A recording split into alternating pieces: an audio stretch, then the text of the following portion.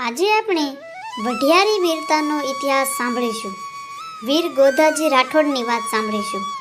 લેખક લોક સાહિત્યકાર શ્રી લાભુદાન ગઢવી લખે છે કે ધલ ધીંગા ધીંગી ધરા અને ધીંગા હથ હથિયાર, નર માઢોળા નીપજ્યા એ ધીંગો દેશ વઢિયાર. વઢિયારની ધીંગી ધરામાંથી ઘણા સુરાપુરા શૂરવીરને સતીઓના પાળ્યા અને મંદિરો પૂંજાય છે. ઇતિહાસની સાક્ષી આપીને અડંગ વર્ષોથી ઊભા છે એવા કનોજથી ધર્મના ધીંગાણે બ્રાહ્મણ કન્યાની વહારે રાઠોડોએ વઢિયારની ધરા પર દુશ્મનોની સાથે ધીંગાણું કરી અને રાઠોડ રાજપૂતોએ મૂળ ગાદી ચંદનગઢ એટલે કે રાઠોડી ચંદુરની 24મી સત્તા મેળવી.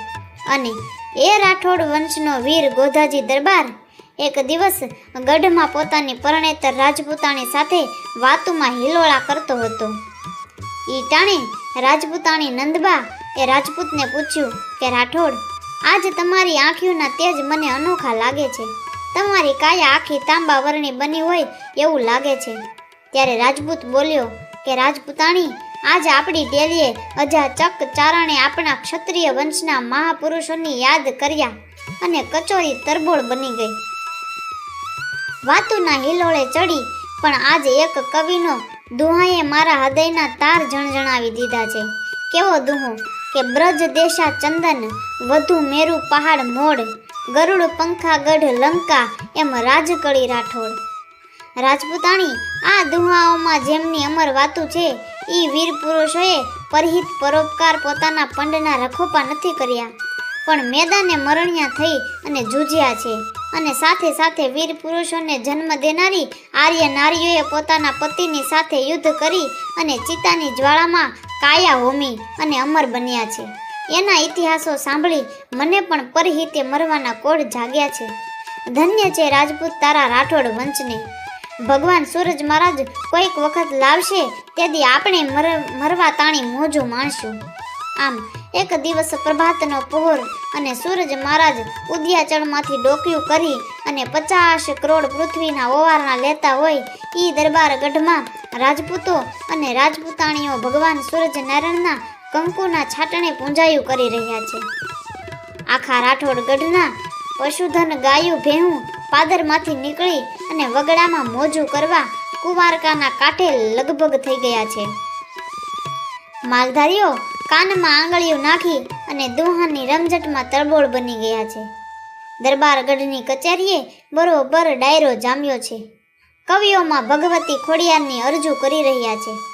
ઈ ટાણે સિંધના લૂંટારાઓએ 100 ઘોડાનો કાફલો ગાયોના ધણને ફરી વળ્યો અને મારો મારોના અવાજોમાં માલધારી ભાગ્યો અને ગામની પાદરે આવી અને જાગો ઉઠો જાગો, લૂંટારાઓ આપણી ગાયોના ધણને લઈને સિંધના માર્ગે ભાગ્યા છે.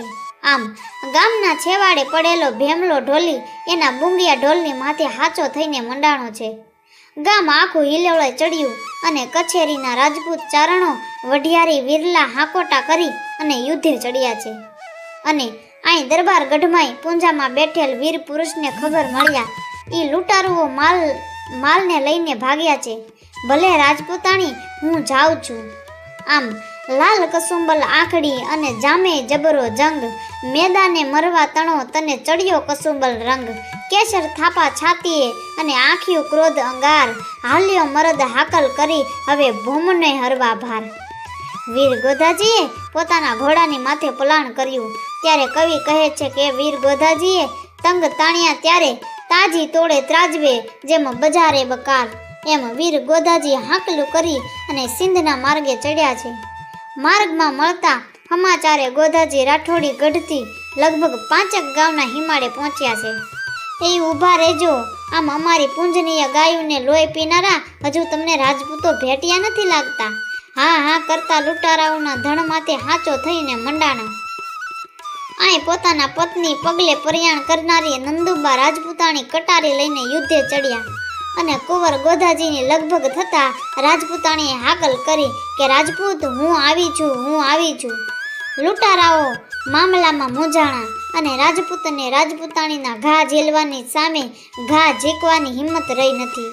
પણ લૂંટારાઓનો સૂબો યુદ્ધ કરતા વીર ગોધાજીની પાછળ ઘા કર્યો અને માથું ઉડ્યું. ઉડતા જ રાજપૂતાણીની પાસે જઈને પડ્યું. રાજપૂત હરગા પર આપણા માટે હવે દૂર નથી. આમ રાજપૂતાણી પોતાના પતિના શિર લઈને બેઠી છે અને બેઠી બેઠી માં ભવાનીનો જયનાદ કરે છે, જય માતાજી, જય ભવાની. આમ માથા વિનાનો ધડ માંડ્યો યુદ્ધ કરવા અને ધડને છાતીએ આંખ્યું આવી હોય એમ દુશ્મનોનો ભાગ્યા અને ધડ પાછળ પાછળ ભાગ્યું જાય છે. ધડવાળો વીર ગોધાજી વગર માથડે વીણ મસ્તકે એક ગાઉ હાલી અને લૂંટારાઓના પ્રાણ લઈ અને ગાયુના ધણનો આડો આવીને ઊભો છે.